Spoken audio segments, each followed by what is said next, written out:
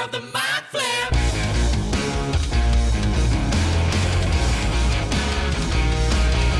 Welcome to Theatre of the Mind Flayer, a D&D play podcast set in the homebrewed world of Jekyll. We've got 2 DMs for some reason, which can only mean twice the fun. So sit back, relax, and enjoy your time at Theatre of the Mind Flayer. Ayo, we're back. Welcome to Theatre of the Mind Flayer. It's Jake and Daelyn. Good to be back. Hello. I love our special time. Especially, yes.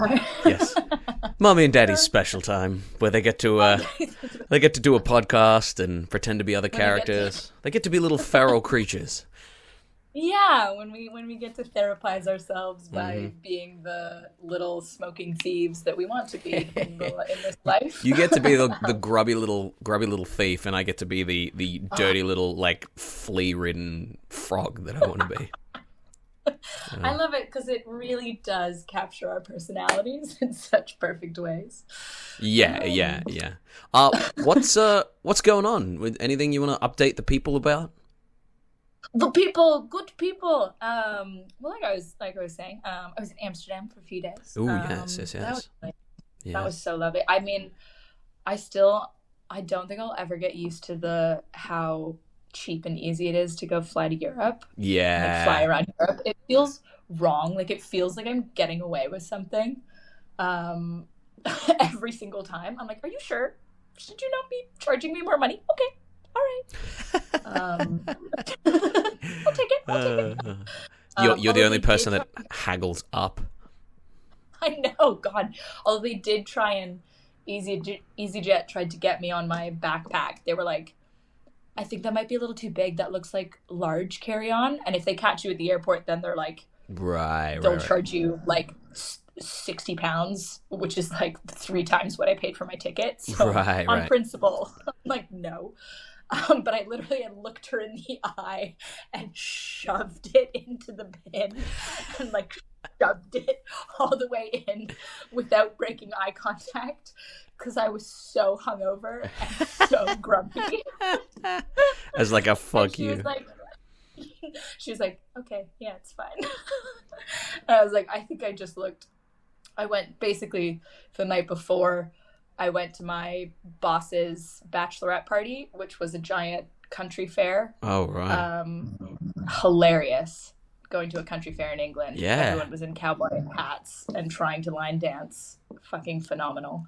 I mean, Stampede's here soon. You could always fly back for Stampede if you need a kick of that. Right. If I just need to fill my boots. Yeah.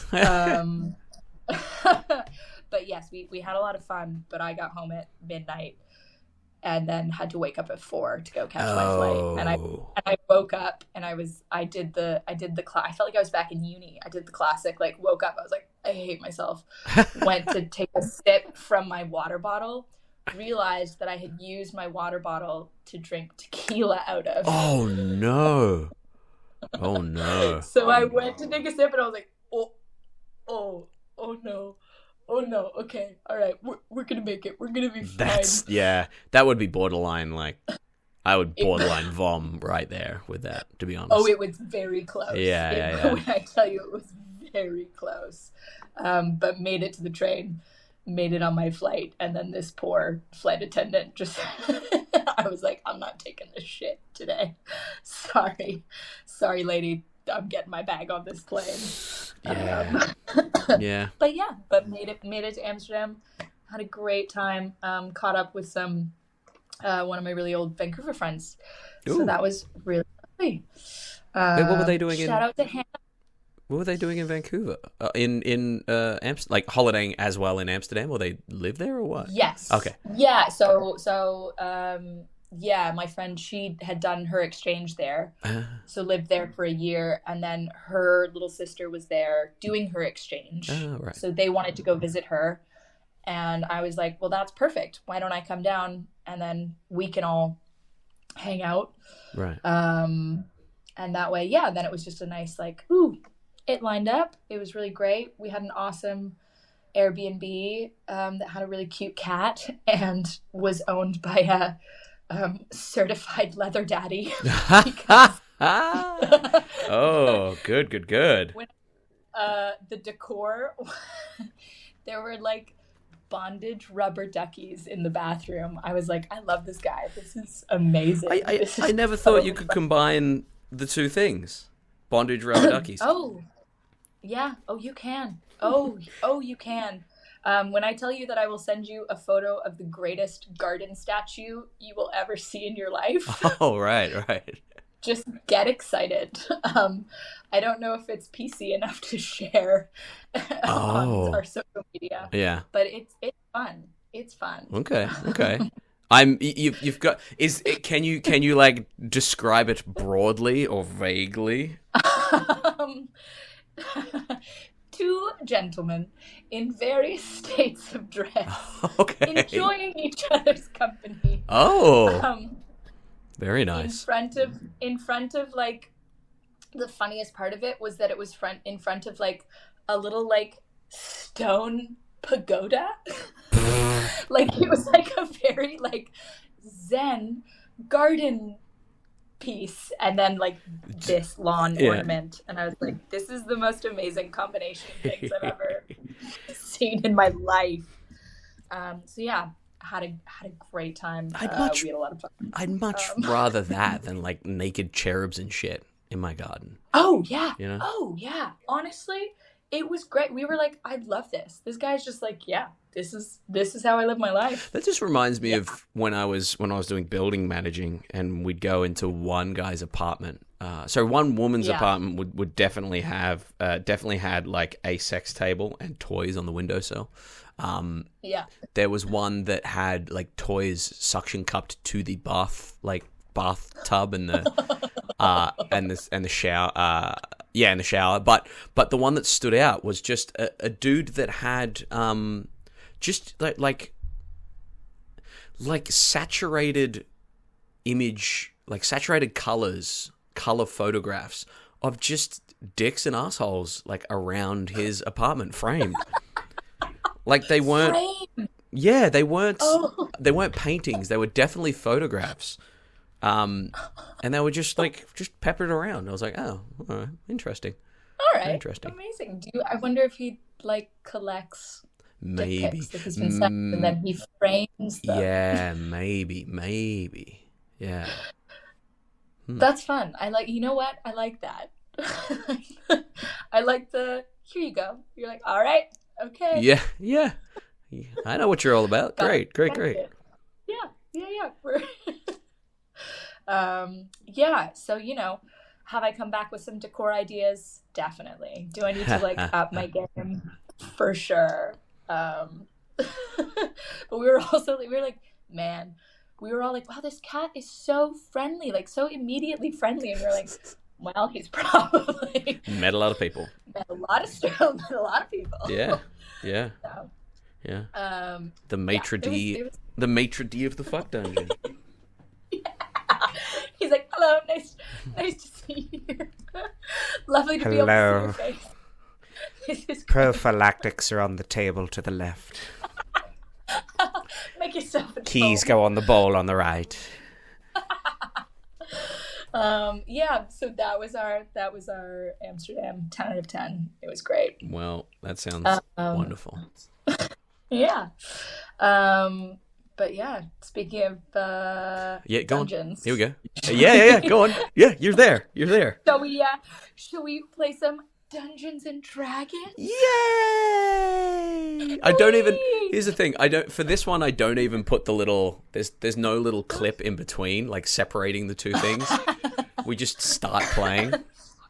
Honestly, my favorite bit that started happening was just everyone talking during the musical like interims, and Caleb just leaving it in. Yeah. With like, welcome to Trivia Treats. Like, ooh, wow, hey, wow. Okay, so what are we doing? Yeah.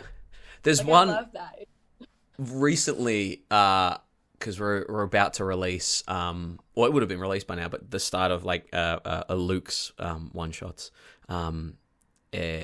And I think I can't remember if it was the one we recorded yesterday or the day or the other week, but I think I distinctly remember us just going piss as he said Trivia Treats. So keep an ear out for that if it's left in. Man, I'm so excited. I thought I was excited before. I'm excited now. It's fun. It's a lot of fun. It's a very silly one-shot. 6-part one-shot, I think, at this point. So yeah. But we're not here talking about that one-shot. We're here talking about Safirith. And after being released from some sort of holding facility, and being dragged all the way out towards the edge of the inner kind of city of Oyer, at the wall there, you were placed into a safe house. And as you're placed into a safe house, as you got your rest there, there was a ball of silence and a seeping darkness that came from downstairs. And as the Blood Witch and the Enforcer ran downstairs to see what was going on, a curious little frog individual, a little orangey, greeny, gold kind of frog, this iridescent kind of sheen, appeared with a swarm of locusts and a staff there. You guys started to battle, and after not too long, you realized you were kindred spirits, as downstairs, the Handsy Bandit made himself known, the raccoon Briar, with his broken bottles in his bag there. And as you all kind of made your way out, you left the Blood Witch and the Enforcer, who were meant to escort you to someone in the city. You left them far behind. As you took off into the sky on what looks to be a broom of flying, except it's a mop from memory. It's like a big soggy mop. Pulled out of a fanny pack, I think. A fanny pack of holding. You fly off into the sky. And as you fly off into the sky, it is early morning, around 3 a.m., maybe 4 a.m. The sun's not even beginning to rise just yet. And as you kind of take out over the city, you would see that the skies are incredibly dark and overcast. There's not a cloud in the sky. You can see as you take off that there are various lanterns kind of lit on the streets, various street lights lit by oil. The curious thing here is that you could light a city with arcana, provided that it is in steady supply. Oyer still uses oil lamps and lanterns. And as all those are lit and kind of flickering away, you would take off into the sky. As you take off into the sky, you are flown out and above all these rickety-ass buildings with their peaked roofs. And as you kind of swoop around, you catch a glimpse down into the inner circle of Oyer that then leads to the final circle of the castle. The castle itself is relatively well lit up, and you can see it there off to your left-hand side as you take off into the sky. As you take off into the sky, Warvel kind of tugs on the mop there, and it swoops down. There's a little bit of a dip as he heads down towards the northern edge. You kind of fly around the circle. As you fly around the circle, he's kind of breathing a little heavily, a little excited, a little exhausted maybe. And as he makes his way up and around, you would see the northern edge of Oyer, which kind of leads up towards the mountains in the north. And as you make your way around, you would see him swooping down towards almost like a mining district. The mines north of Severe, all that material is brought down into the city, the outskirts of the city, and kind of processed and brought in. He leads you down to what may have originally been the first kind of mining settlement on the outskirts of Severe, but on the outskirts of Oyer. But as Oyer was built out further and further and further, these inner places were kind of forgotten or left to disrepair. And as you swoop down, he swoops down towards what looks to be a large, defunct, not a warehouse, but kind of like a small factory. Nowadays you have those those. Oh, like the sugar factories that are just like empty and on like the edge of. What the industrial kind of complexes where there's like 5 or 6 lots on one building and they're like roller doors to each one, kind of like that, and you're kind of led to a row of like 4 of these buildings that are essentially like large wooden doors, like barn doors to get materials in and out, and then like a small shack. You can see that the large kind of wooden doors are bent and twisted. The building itself is pretty cuboid it does have a roof on top, but it's only slants to one side. It's not a pitched roof. It's just one angle to stop the snow from building. Yeah. And as he kind of kicks off and kind of lands on the ground there, rather unevenly, kind of almost twists his ankle a little bit. As he lands, he kind of turns and looks up at you with those big kind of wide black eyes. He says, gotta remember his voice. He says, Hey, this is where we're staying. This is where we're safe. You're welcome to come on in. I'm sure Briar will be back in a second. Thank you. Is this safe? Are we inside the walls? no, you're just outside. Oh, sorry. No, you're just outside. And then Morval says, No, we're just outside. Jesus, did you hear that voice what? too? No. he points back towards the direction where you came, basically. And you can see the large, like, foreboding wall that's lit from underneath by sconce lights or street lamps. And he says, No, we've had trouble getting inside. Even if you fly over the top, you can kind of get attacked by guards in there. You have to go through the gate. There's some sort of arcane kind of ward, or at least some way that they can kind of register that you're flown over the wall. Security's tight. Security's been real tight lately. But come in, we'll tell you about that inside. Okay. And yeah, I'll follow him into the. And is there a hole in the door? Yeah, the doors kind of the doors are good, like 6 to 12 foot tall, somewhere in between that. So let's say 8. It's kind of bent on its hinges, leaving like a little bit of an arch in the middle where the 2 doors kind of cross over. And Warvel just strides on in. You have to bow your head a little bit to get in there. But as you bow your head and step in, you see a large empty room with like remnants of scaffolding. Like this place was built and they've kind of put up the ceiling with the scaffolding and stuff like that, and then it was immediately abandoned.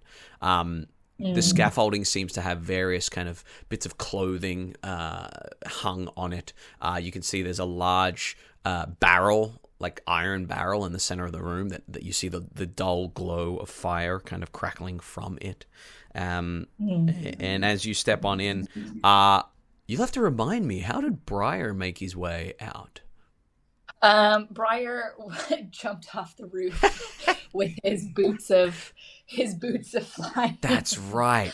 So, I mean, I figure he probably did a little, like, dash off to try and, like, rob someone else and make a good use of their night while they're already out of the warehouse. Yeah. Absolutely. Circle back around. Absolutely. You see bedrolls and things tossed on the floor. This seems to be like like a little bit of a homeless colony almost. That looks to have housed, at one time, could have housed around like 15 or so people, but at the moment it looks pretty bare.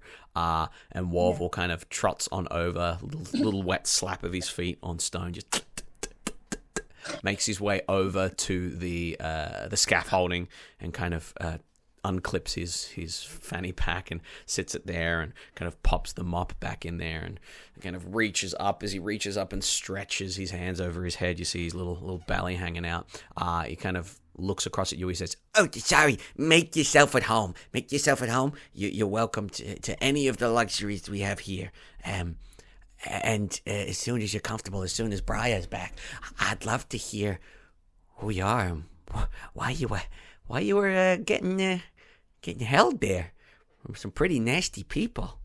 We thought it was abandoned, that place. Yeah, I was gonna ask you the same question. I'm assuming you didn't plan to rob us necessarily. Well, we have a schedule. We go around to the abandoned buildings and we pick, one or two a night that we check out. And, I mean, lucky us. Briar said that we should still try and do the robbery because you guys might have more valuables on you. But yeah, he's a little more Of a risk taker. yeah, a little more of a risk taker, a little more courageous. Please, kind of gestures to the fire there and says, please take a seat. I'll get it going. He trots on over to the fire there. As he does, he kind of casts gust on it, and like ash and soot kind of blow up into the air. He starts to cough, and as he starts to cough, the fire with more oxygen on it starts to build a little bit better. He grabs a couple of handfuls of like clothing and what looks to be an adventurer's pack long left behind, and just dumps them in there, and it starts to kind of burn and crackle away. Safirith's gonna use third person now that I'm playing multiple characters. Yeah. Go for it. Yeah.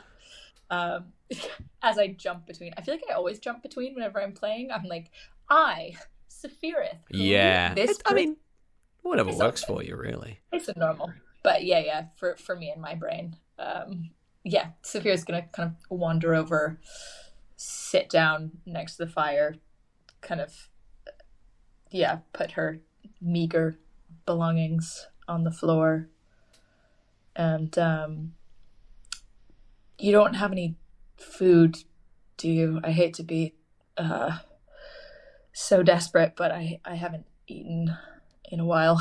Oh, yeah, of course. 1 second.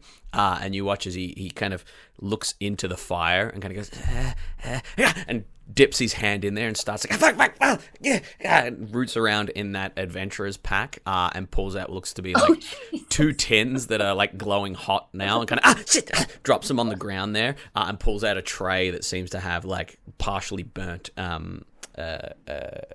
rations on it, and kind of dumps like 2 tins of SpaghettiOs and a ration tray on the ground there. As he's grabbing the hot tins, I'll just reach out and grab them and be like, shit, I could have done that. Fire doesn't bother me as much. Oh, really? Jesus. Okay. I probably should have pulled him out earlier. It's okay. At least, I haven't had a hot meal in like a week. So this is... Well, I mean, there's your hot meal right there. Might as well be a full service inn. Thank you. He kind of nods and smiles and watches with curiosity as your hands are not really burnt by that.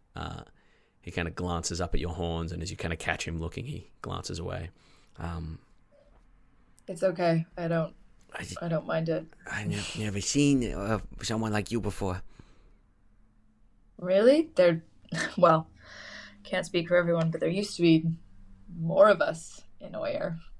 I mean, not everywhere, but enough.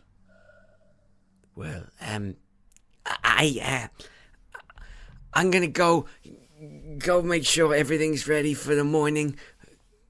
And just kind of toddles off. As he toddles off, I'll pull out my dagger and like kind of pierce it, key it into the can, just like scoop it into my mouth. Yeah. Good news is, because you're like resistant or immune to fire stuff, you can really just go for it with spicy with hot stuff, not spicy stuff, but hot stuff, and probably spicy stuff as well. It's about another 2 or so hours as dawn breaks. As dawn breaks, you would hear like the fluttering of the winged boots as Briar kind of comes swooping on in. As Briar comes swooping on in, what's Briar been doing?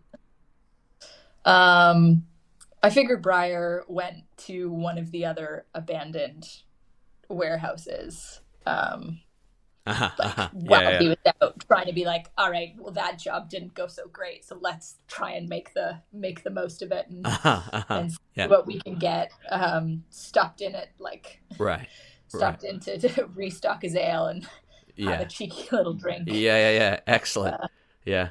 Coming back with fresh bottles, perhaps. Yeah, exactly. Rummaged through the recycling out back of the inn, found a few goodies, so he's like in a much better mood. His mood is entirely dependent on how many glass bottles he finds. Yeah, exactly. Warvel looks up and says, Hey, welcome back. I didn't tell her anything, and I didn't ask her anything. I thought you'd want to hear it as well, but I can get breakfast started.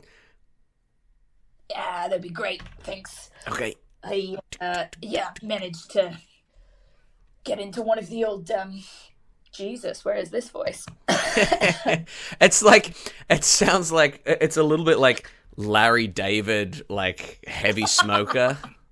Oh, no.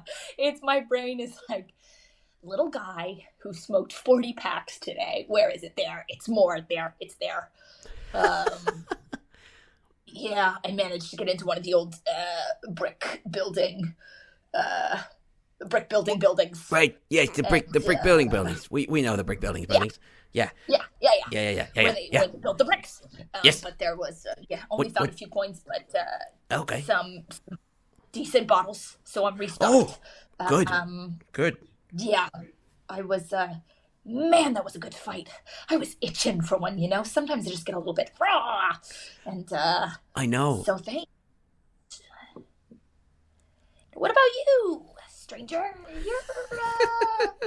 And he just like. I'm just gonna sit back and let this happen.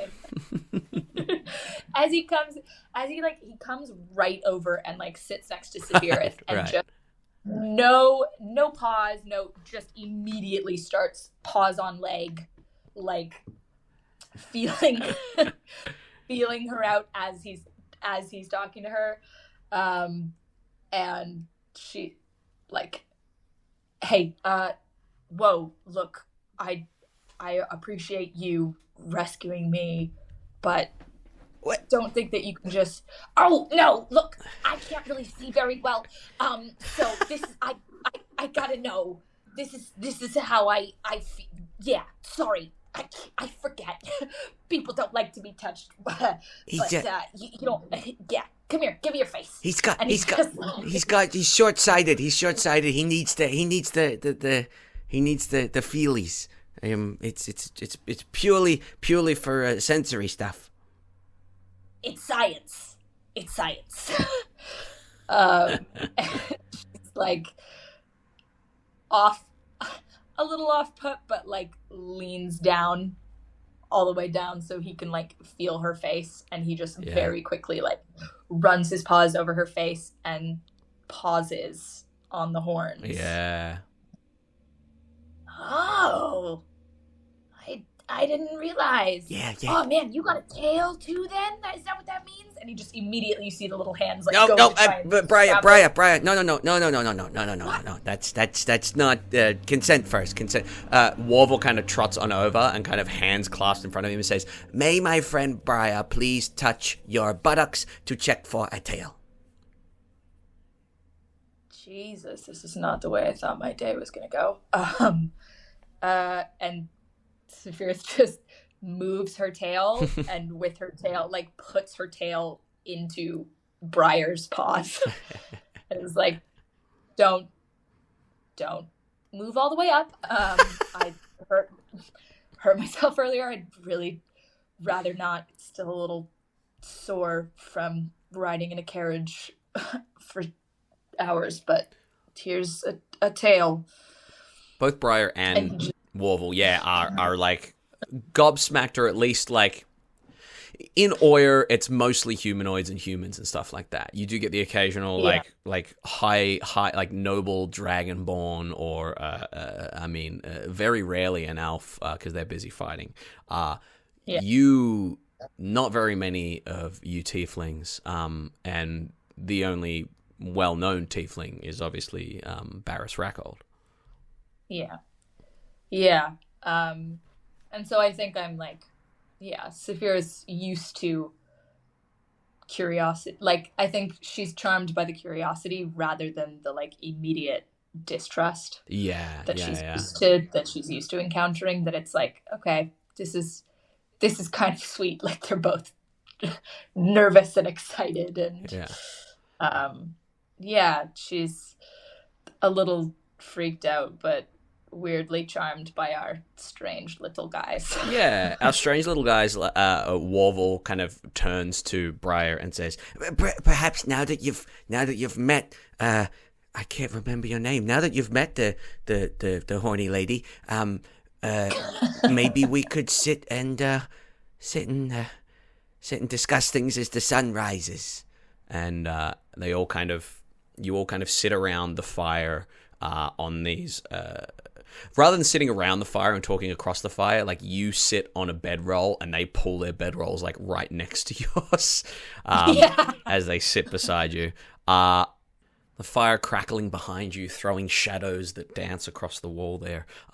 Little pops and fizzes from the various bits of leather and belt and perhaps seeds at the bottom of the adventuring pack that's been tossed in as fuel. As they pop and crackle, they sit there looking at you. To the right of you, Warvel with like big black eyes that are just like a little bit too far apart to actually look him in the eye. You have to look at like the ridge between One. or one eye, yeah. And Briar behind you, just like I imagine Briar sitting there with like eyes slightly unfocused, like in your direction, but that nose just like twitching and sniffing and whiskers kind of nose twitching and hands like he's like constantly moving, like he cannot stay still, so his hands are constantly like he's got like a little bit of leather in his paws and he's like rubbing it between his like a the sensory pads boy. of his fingers, and like Yeah. as she's speaking he like grabs out a little pocket knife and is like whittling at it very fast, like unnervingly fast for a creature that is not looking at it. But yeah, just in that way of like, looking at him, you can tell that this is how he gets around. Like he's very comfortable with his hands. What a comment. Warvel kind of looks at you and says, Well, stranger, tell us your name. Tell us where you're from, if you don't mind. We've brought you into our humble home. I'm Warvel. Yeah. That's Briar.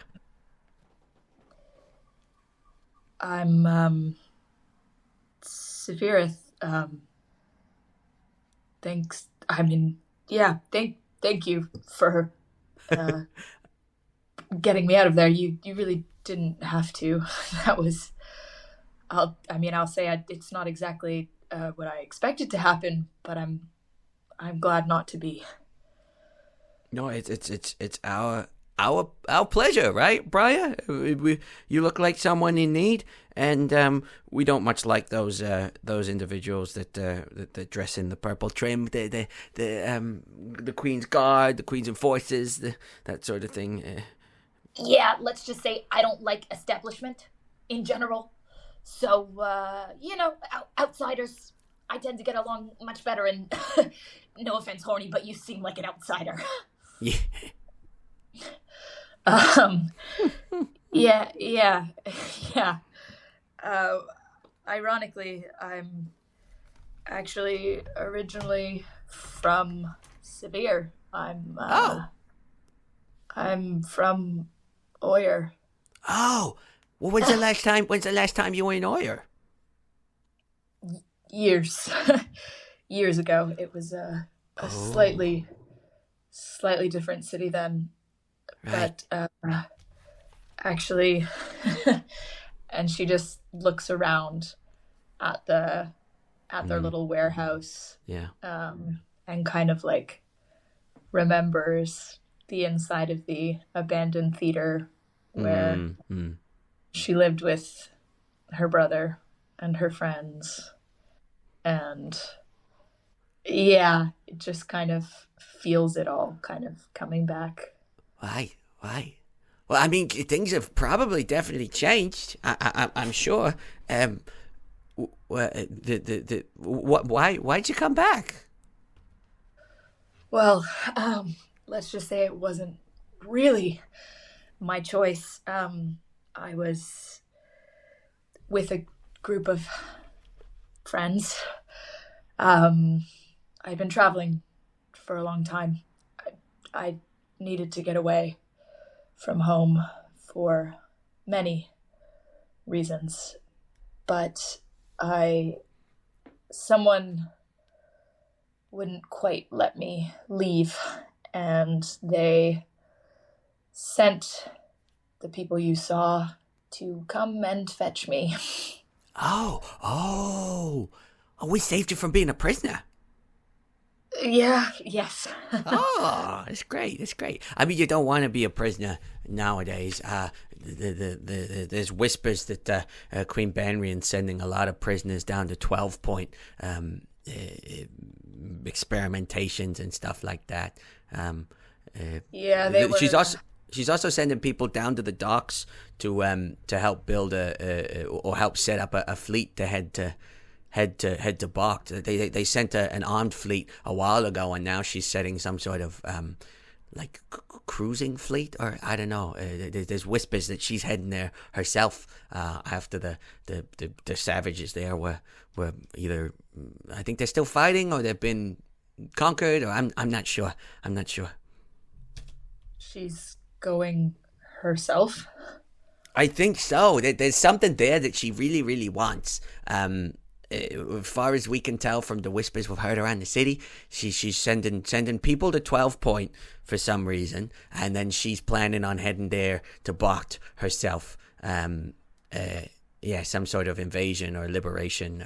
We're not sure what. But while she's gone, her second in command will probably have control of the city, and looks like that they're going to turn to the ever-growing Rackhold Syndicate to help keep the city under control while she's gone. I think she's not left in a long time, and she's worried that that might set off some sort of coup of sorts. A coup like this hasn't been seen since Banrian herself was brought into power.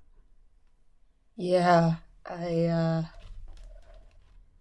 wow, it's weird to hear about the city because I feel like so much has changed, and at the same time, sounds a lot like when I was here. I mean, I had a friend that was, let's just say the subject of some of those experimentations is a fucked up place. 12-point. Yeah, Latum was. We heard whispers of that when I was younger, certainly. And 12-point is just an eerie place. So we don't pay any mind to that. We plunder, we pillage. We've been trying to put a team together to take a run at a warehouse just inside the wall there. It's a Rackhold Syndicate warehouse where they keep a lot of weapons, but a lot of supplies, and we think that maybe there's a shit ton of gold and bits and pieces that we could use to finally get out of this place. I mean, I understand wanting to leave. Yeah, I want to get away. I wanna fly away. Yeah. Look, Warvel, I might be blind, but I'm not deaf. Bet you wish you were. Oh, fuck yeah, buddy. I'll tell you every day until the day I die. You never It's not your thing. You really don't like my the covers that I sing. No, I keep telling you, bands, older bands. That's not where the hit is at. Jesus, I'm tired. Well, I could. What's the? No, the band's called Wings. I thought the song was called Wings. Never mind. Look, I'm not really from here either. I ended up here through various. I get around. I get into places. Round, round, get I want- around. He gets around. He gets to get around, round. You know what? That one I actually don't mind so much. I don't know if it's like the melody or something about it's just so damn catchy. Okay. He pulls out a notepad and starts to scribble down on it. I feel like our voices are merging. They are a little bit, but that's okay. That's absolutely okay. It's because we spend every fucking minute together. Jesus Christ. You know, that's what happens with a crew. You know, you just get to... You almost become the same person. Were you like that with your Yeah, friends? were you like identical to your friends? I don't know. I think there was parts of myself I could recognize in all of them. Maybe that's how you become friends, you know? You can start to see yourself in little things that they do and also recognize the bad habits that they have that you definitely have yourself. Well, I was gonna say collecting bottles, but that's not my bad habit. I was gonna say singing really off tune, but we all know I have the voice of a chain smoker, so who can be surprised? Yeah, I not much of a singer either, but I think I saw myself in their head-stubborn ways, and maybe in their... I thought maybe I was starting to care about things again. They made me want to care about things, Well, which I... is there anything here that you care about? Or do you need to get back there? I mean, we've got a flying broom and winged boots. We can take you places if you need to, as long as it doesn't. As long as it doesn't. The boots are limited. The boots are. Yes, we can help you, but look. Well, those boots are made for flying, and that's just what they'll do. Yeah, but Warvel, you look. I don't mean to be blunt. Warvel's got a much softer heart than I do, and I like you, Horns. I really do. You seem great. But I don't do shit for free, so I want to help you, but we're also going to need a little bit of help in return. And look, I can't help but ask. There aren't many, you know, devil. You're not a devil. I know that's not what you are. It starts with a T. Tierling. Teabag. Yeah, that's it. I know there aren't many tea bags in Oyer, but there's some very powerful ones. And, you know, 1 + 1 = 7. 3. So, Oh. yeah. It can also equal 3 sometimes. You never know. I noticed that numbers really like to jump around, so I don't fully trust them, but... Numbers are fluid. Oh, we really are talking the same now, aren't we? That's fine. Warvel. It's okay. But it's because sometimes Warvel's not a smoker, but he gets into my tobacco, and it's a bad. I'm trying to make him quit. I like the way it feels under my tongue and behind my molars. Yeah, but I keep telling him frogs need a lot more water than us creatures do, and smoke it just dries you out. And I really don't want to wake up one day and just find a little frickin' husk, you know what I mean? Yeah. Sorry, what were we talking about again? We were talking about whether you had a reason to be here or whether you loved things here. What we're trying to say is, now that we've saved you, are you going to hang around with us? Do you need us to give you a lift somewhere? If you're going to stay here, you need to pull your weight, obviously. If you want to go back... Nothing's for free. That's all I'm saying. Nothing's for free. Nothing is for free. Always look on the bright... No.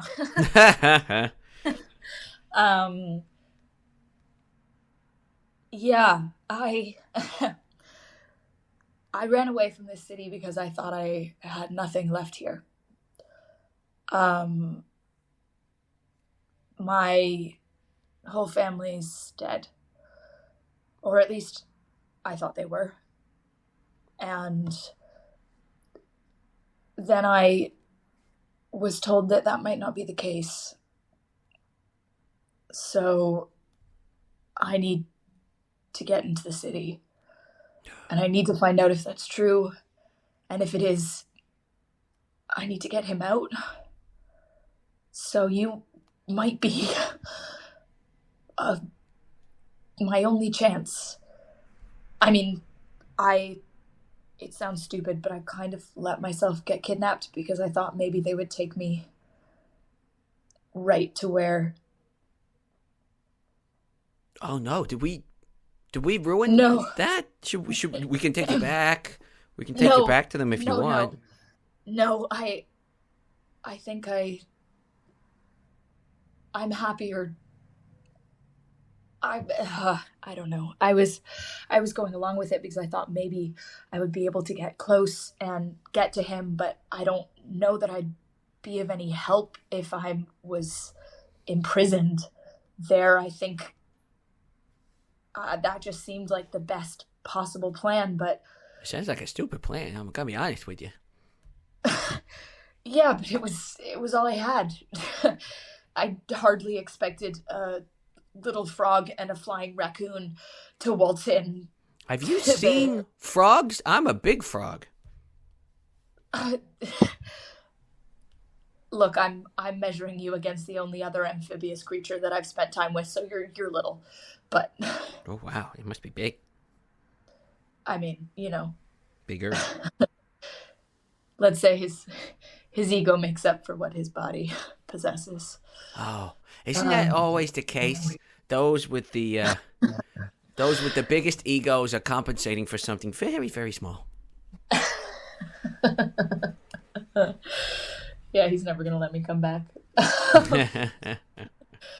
Well, look, as what I mean to say is, I was doing my best, but I think by whatever gods are looking down, you might be my best hope at getting into the city and maybe breaking into a place that is, I'm not going to lie, is incredibly dangerous, but could be very valuable for you as well.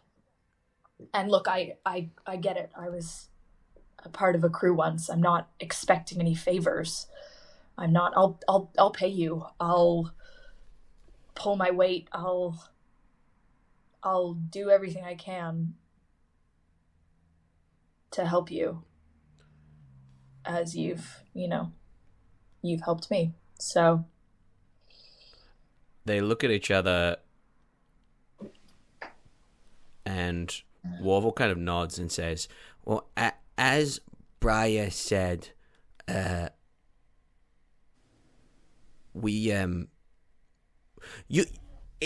a price. There's obviously a price, and you said there might be valuable stuff there.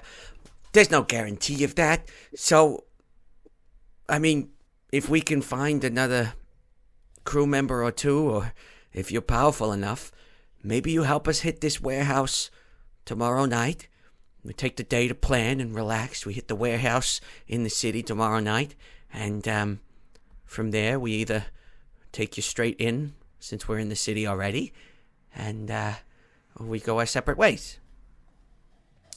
The whole time Safirith's been talking, Briar's just been quiet and listening, and just like ears slightly twitching, and just like thoughtful.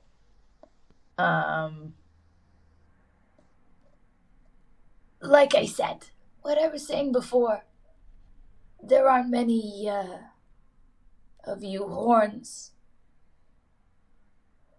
And you might not have noticed, but I kept my paw on your leg. Sorry, force of habit. You twitched a little. It's those cigarettes. Don't smoke, kids. You twitched a little when we mentioned Rackhold. And I just want to know.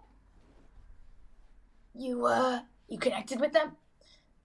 Did you used to work with them? Something, there's something there. There's a little, I can feel it. And she just gently takes his paw off her leg. Yeah.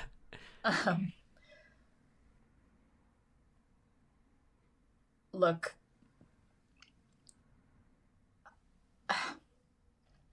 I wasn't as honest with my previous compatriots as I maybe should have been. So I will reward your bluntness with a little bit of bluntness. B for B.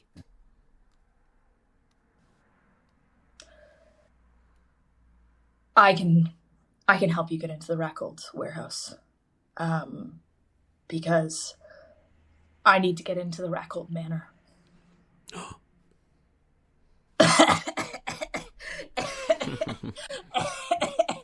Oh, you're fucking He'll be doing that. He'll be doing that for a while. Damn. Wow. All right. I'm going to admit I wasn't expecting that one. Fucking ballsy.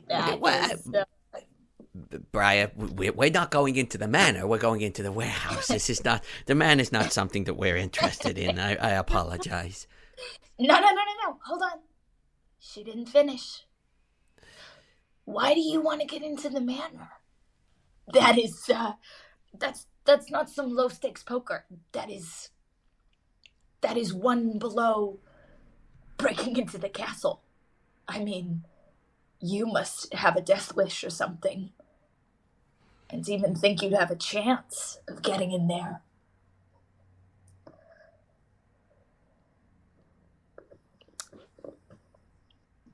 My name is Safirith Rackhold. What? You're what does that mean? What do you? I haven't used that name in a very long time, and my mother didn't use that name. But Barris Rackhold was my grandfather. You've disowned him now? Is that because you're using the past tense? He's in the city. We've seen him with our own eyes. Yeah, he's running shit. He's doing real well for himself. Yeah. The thing you think is Barris, that isn't him. That's a thing wearing him. Wearing him? Like a glove? Like a Muppet? Like one of those really old hand puppets that you find in like a back cupboard that you're like, I'm not sure if this is a toy or I should leave this alone. Yeah, like an Annabelle situation? Yeah, like those possessed. That's possessed shit. Like that? Do you know, you're familiar with changelings? Kind of. The band? I mean, where I grew up, we called them, skinwalkers. Fucking creepy. I do not like that shit. Basically, we were told, you ever see someone that's a little bit blurry, just run. Just go the other way. But then, Briar, everyone you see is blurry. Yeah, why do you think I don't trust people? Oh, because anybody could be a changeling or skinwalker. Anybody could be, yeah. Yeah. Let's just say I had been familiar with the concept, and I was, without my knowledge, sharing a bed with one. Oh. So you're the granddaughter of Barris Rackhold, who you were referring to in the past tense, and you also did the sexy times with a... Is the Barris Rackhold we're seeing the child of you and this changeling? Have you given birth to your own grandfather? Oh, okay. No, it's... No, it's it's a long story. But essentially, my grandfather is dead, and I know that for a fact. So the Barris Rackhold you've met is my ex-girlfriend, who has done very well for herself, and essentially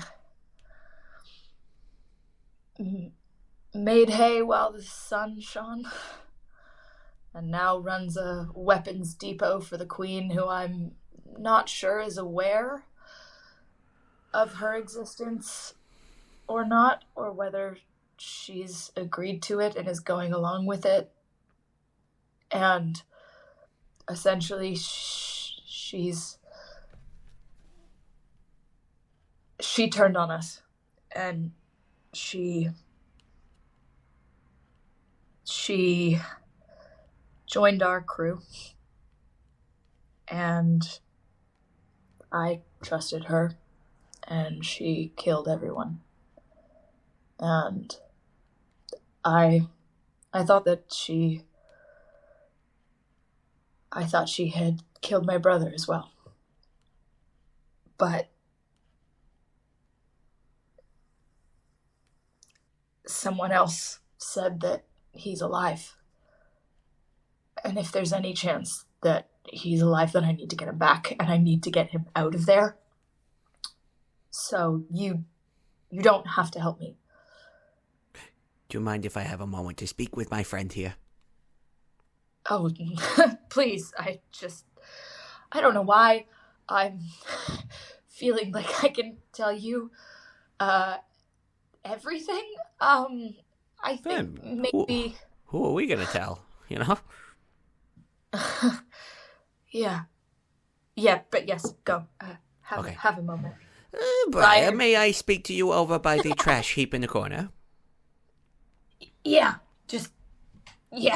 And Briar just, reaches out and feels up her arm and just pats Safirith on the face, almost trying to be comforting, but it's a bit too hard. Just it's...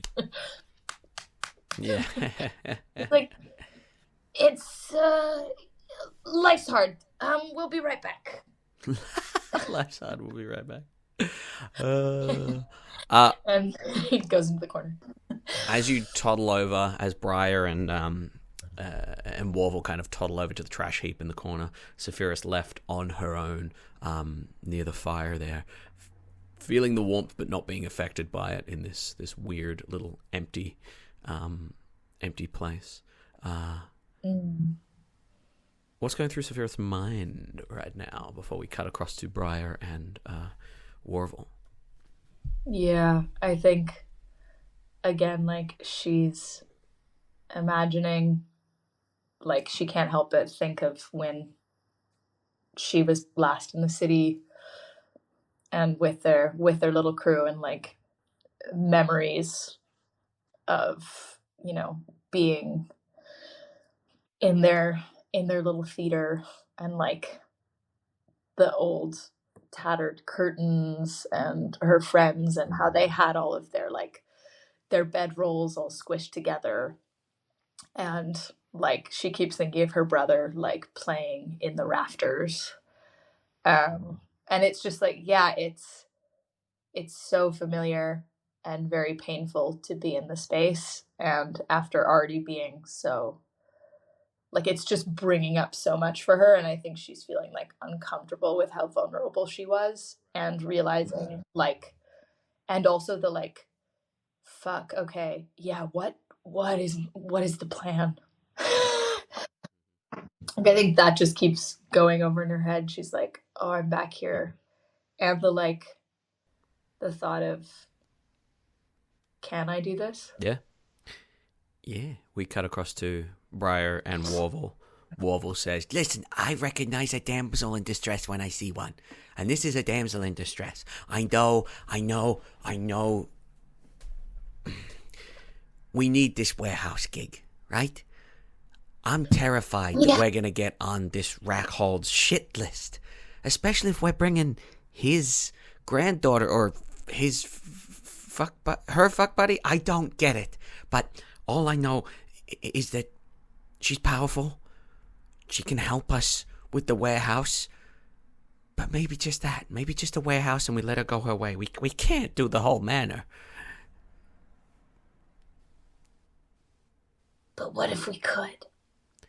I mean, Warvel, look, we're hoping. We're hoping that this warehouse has some gold. Yeah, we're hoping for a crumb. But what if we could have the whole cookie? Sometimes don't you just want a whole cookie? What if she... Don't you want... What if she is a spy and she recognizes two people on the up and up when she sees it? Huh? What if this warehouse thing, what if this house, this manor thing is a setup for them to take out two of the strongest thieves going round, you and me? Look, I like the suspicion. It's better. You're getting better. I'm happy about that. I'm glad you're suspicious. You know. And sure. Would it be smart for them to take out two incredible crime lords like yourself and I? Yeah. But imagine how good it would feel to rob the pinnacle of the city, the pinnacle of power. No one could touch us if we manage it. You know what? That's going to be recon. That's going to be research. That's going to be all the looking into the warehouse that we've done gone to shit. No. That is step one. I say we do the warehouse. Who knows? There could be excellent information in there. There could be gold. Could be great. Could be perfect. But if we could we'll get into the warehouse, and I figure, what if she's not a spy? What if she is a frickin' key that just dropped into our laps?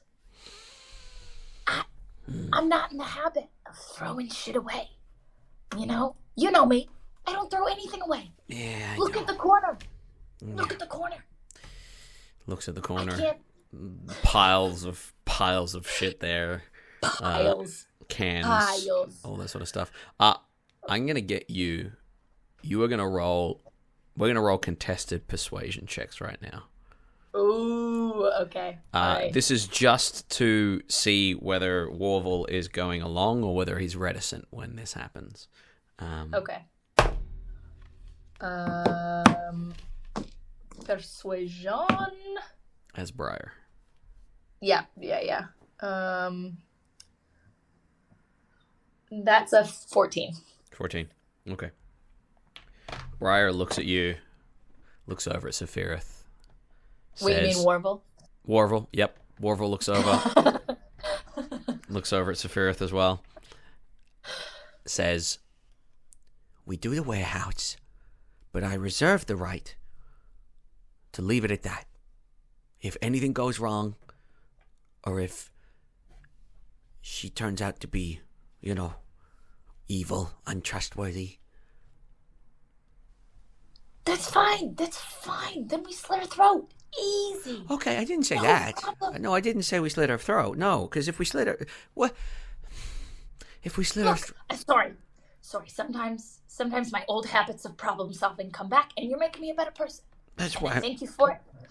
And he just puts both hands, and like by now he knows, like his hands go immediately to Warvel's face. Like Yeah. he he kind of has mapped him out in his brain. Yeah, go ahead and make a Constitution saving throw with advantage because you've done this many, many times before. Beautiful.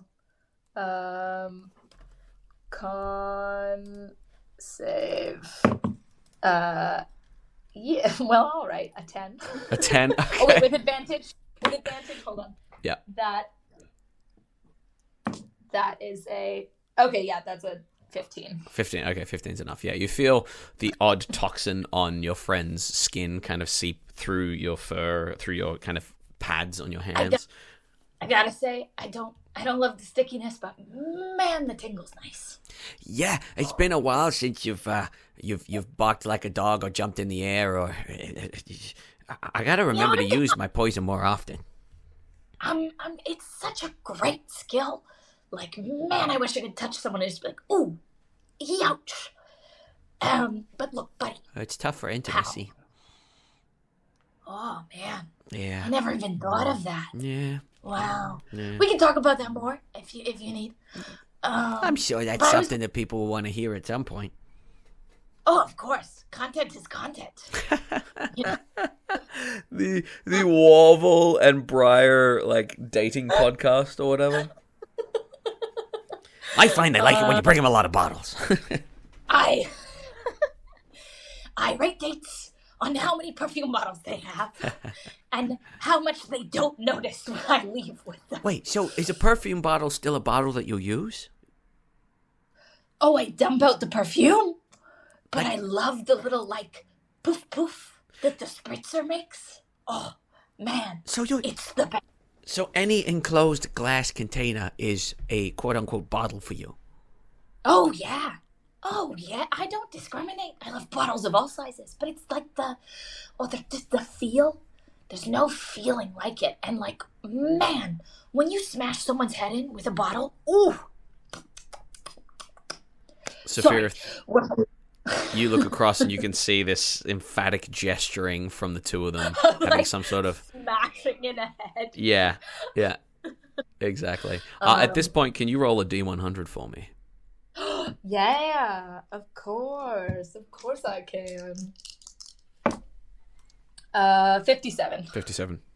Nope. Back in her cell, Kuhn is still praying. Oh, love a loyal woman. Yeah. Warvel looks at Briar and says, All right. So, we rest for the day. We do the warehouse job. Look, yeah. And look, buddy, we're not a crew.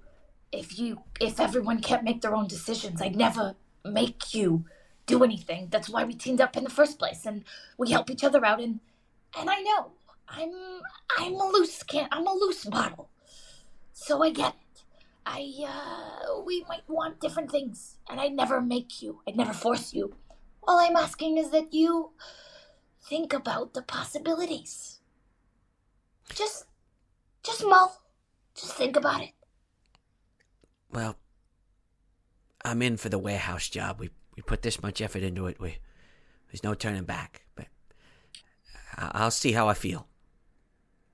Right, of course. But, it'd be nice to have...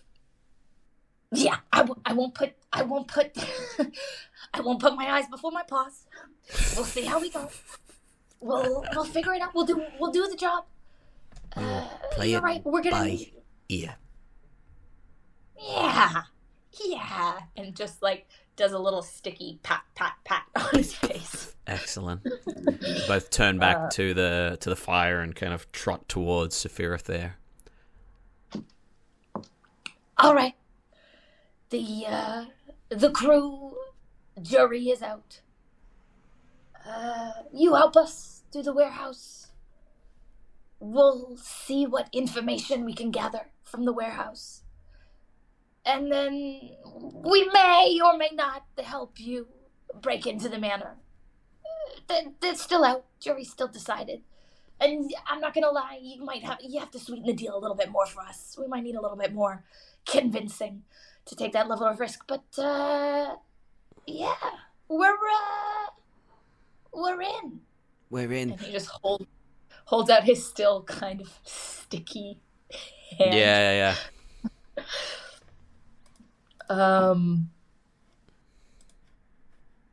Safirith just kind of looks at them both and then reaches out to shake Warble's hand. Excellent. Can you make a Constitution saving throw, please? Briar's hand. Yeah. Yes, absolutely. Oh, I'm having to jump between my character sheets. And Yeah. Jake, how do you do it, man? Jesus. I don't have anything else going on in my brain, so. Is it 15 con save? 15 con save. Excellent. Yeah, no problem at all. Let's just say I have so much respect for you. The tingle on your hand kind of builds. As the tingle in your hand builds, Warble looks and says, Okay, well, I'm going to have a bit of a rest now because it's been a big night. You have free reign of the place. There's no lock. There's no combo to the door. Just try not to be followed if you leave and come back. Right. Standard safe house rules. I got it. Yeah, safe house rules. Standard safe house rules. It's nice to have you here. Yeah. Thank you. Again. I appreciate your hospitality. kind of nods and just kind of slops on over to one of the lower kind of parts of the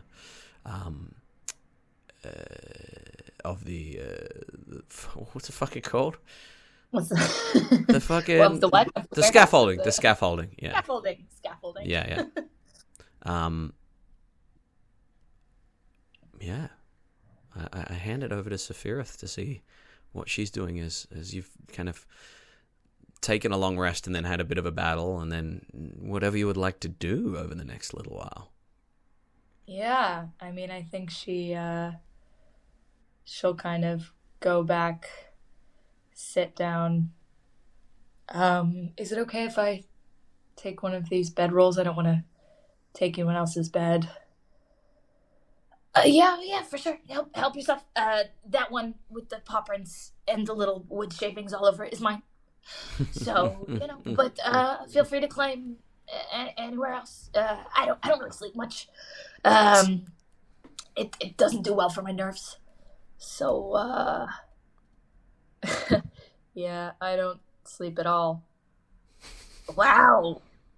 Now that's unhealthy. I said I don't sleep much, but you not at all.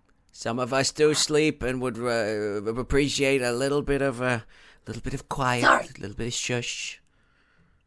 Sorry, Warful. It's okay. I forgive you. Lullaby, Ah. lullaby, little baby. And he just gestures with his paw to outside and just kind of scrambles out. He switches between running on all four paws and then up to two paws and then back down. Really kind of scrambly. Yeah. That's great. But runs out the hole and then kind of sticks his head back in and gestures. And Safirith will follow him outside. Yeah, as you step outside, the morning light is well and truly there. As you look out, the first thing you see is the wall that is, hundreds of feet away from you, but looming high above all of the buildings here. You'd see the buildings would be mostly second story, 2-story buildings. They either have, shop fronts down bottom and houses up top, or vice versa. You would see the sharp pitched roof, this, the slightly gothic kind of style, the dark kind of timber, whether it's mold, whether it's rot, or whether that's aesthetic. That's just what it is. The outside of the wall, the stone wall, looking very, very like dirty. As you look out, you're essentially in concentric rings of streets that go around the wall there. And as the day begins, you start to hear movement of people, carts being pulled around, and you gather that people's days are just starting to begin. I'll let Safirith will just kind of follow Briar. And I think Briar's like, all right, he's figuring, like, if I'm not going to sleep, I might as well go drink. Like, let's get to know this person a little better. Yeah, absolutely. That's kind of his mode of operating. So he's heading towards, like, I guess their local seedy bar. Yeah. One that has either like been open all night, or one that will open very, very early. For the high functioning or not so high functioning alcoholics that are like, all right, 8 a.m. let's go. So you head. Wrong button. You head out. Sorry, I'm just going through my. Beautiful. You head out to the Rusty Dagger, down and around. It's up like north of Oyer, like in the northern part of the ring, which is where not a lot of people kind of go to. The west and the east, the west is very, very popular because it's between the docks and the city. The south is also quite popular because it's between the rest of Severe and the city there, and then the east is also very popular because it's between like Neodract and the inner city. The north really has nothing between it except city and mountain, so it's not really readily traversed. And you're able to make your way to the Rusty Dagger. As you head there, what do you think the Rusty Dagger looks like? I think it's like ramshackle wooden boards. Like they really took the rust to heart in decor. Like I think they kind of named it because the building was falling apart. Yeah. This is our brand. Let everything rust.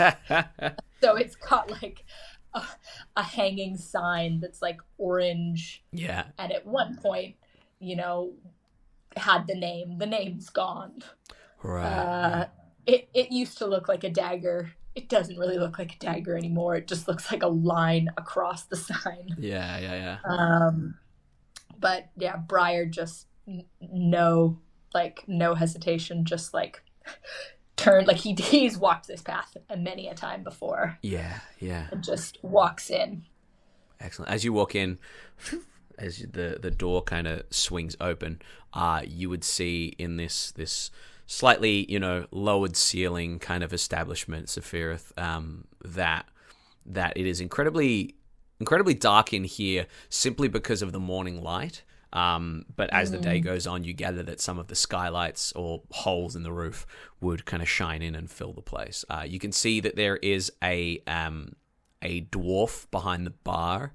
Briar would know that this is a dwarf that was once like in charge of the mining operation, kind of taken from Neodract, brought here to help with the mining, but as the lands were completely stripped of the resources and the mines were closed, didn't want to go back into the war, had a visa for Oyer, and ended up buying a bar here at the top. His name is Flint Firebeard. as you look around, you would see that there is a handful of people around. There is an older gentleman with like a chin strap beard, once very, very muscly, but now looks incredibly kind of dour. An ex-knight called Duncan. And you would also see that there appears to be sitting together a skinny gentleman and what looks to be an older woman, and they're just kind of sitting there drinking as well. As you step on in, Flint Firebeard just kind of gives you, Briar, a nod and says, "The usual, are they?" Oh, Flint, I missed your face, and I know you missed mine. Yes, drinks are on my new friend here. All right. He just like pats Safirith's arm and jumps up on the stool. Excellent. You jump up on the stool. The barkeep kind of looks at you, Safirith, and says, I don't see many of you around here. Yeah. Right. Well, behave yourself. Don't cause any trouble. looks at Briar and says, There's a bag of bottles out back for you whenever you need it. My God, you read my mind. And if I loved men, I would love you like no one else. If I But loved as for now, raccoons, then I guess we'd have a deal, but I don't, so... for now, I will take our very generous relationship of supplier of bottles and taker of bottles. he just kind of nods and kind of turns a lazy eye towards Safirith and says, Right, so you're the one footing the bill. What's on the menu? What do you want? Ale it is. and just kind of pours you, gives you a moment, and then just pours you two ales. And he kind of, you watch as he pours you an ale. He like pours you an ale, and then pours like a little tiny tankard. One for you, one for me. Quickly shots down that beer, and then pours another ale and plonks them both on the thing for you. And one for me. You gather this guy's just not in a good place, not happy, and just constantly out of it. Yeah. And I'll put down a silver piece. You put down a silver piece. As you put down a silver piece, he cocks an eyebrow. And I'll just put down 3 silver pieces. Just nods and kind of scrapes them over the bar. And when you haven't paid for a thing in our whole campaign. Yes, yeah. I mean, the funny thing is that they still haven't reached civilization. Like, you technically haven't been in civilization at all. Like, I guess you could say that Bale is as close to civilization as you can get. But yeah, and then she'll sit down and just kind of like push her tankard against Briar's, and Briar's already like finished half of it. Like, he's, the second it was down, he started chugging and just like wipes a paw across his mouth. I think perhaps like he doesn't even pick up the jug. He just stands on his stool and leans his head over. So like Safirith just clinks it while his face is buried in it. Yeah, exactly. Like he's in there. He's getting to that. That is his refresh.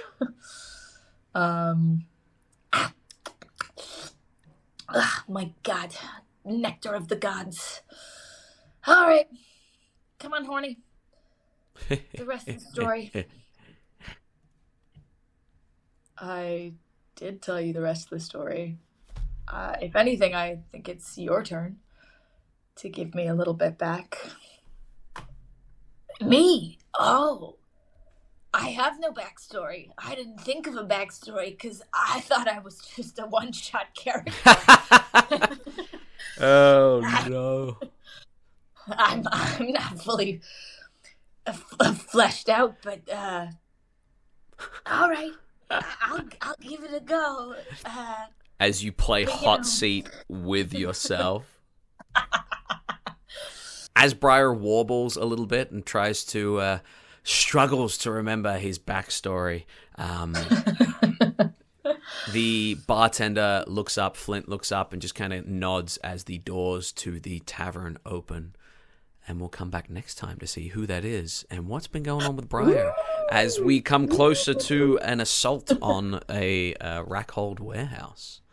Ooh, the past repeats itself. Yes. Theater of the Mind Flare.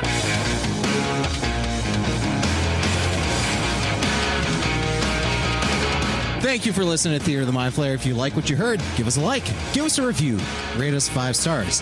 If you want to hear more, follow us on Patreon for more exclusive content and extra goodies. And make sure you follow us on all social media, Twitter, Instagram, and TikTok at Theater of the Mind Flayer or at mindflayer_pod. Thanks.